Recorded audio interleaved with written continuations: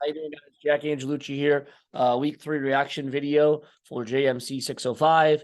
The first thing I want to hit on is the media ethics video we watched about photos and copyright use, um, and stuff of that nature, and how to navigate that when dealing with photos. I thought it was really interesting to see the tool on Google that shows you or can filter photos for reuse, photos for reuse with some editing, et cetera, et cetera. That was really cool. I didn't know that existed actually. So it's something I'm definitely going to use in the future because it makes things a lot easier to make sure you're following copyright law and, just kind of crossing the T's and dotting the I's to make sure everything's okay there. So that was really a cool thing, I think. And that was the biggest takeaway for me, was just using that tool to make sure that, you're doing things the right way. And obviously you want to do everything ethically.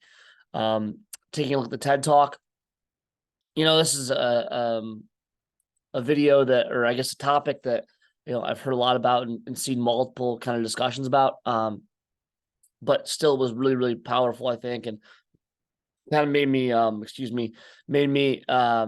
open my eyes a bit to see, the way that we describe athletes, and not necessarily, with any type of bad intent with it, or trying to cause any harm, but just the way that we stereotype athletes based off race, and the way we use some words to describe certain athletes compared to others.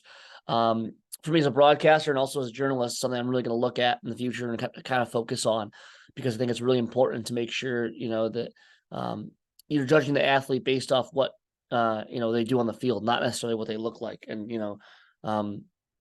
just try and be really cognizant of the way that you do it, and make sure that you don't catch yourself falling into that kind of stereotyping pattern that naturally, or I guess unnaturally, if you will, we've fallen into at this point, as a society. So I think it's really important to make sure that we are cognizant of the way we use these words and choose our words to describe athletes of different races.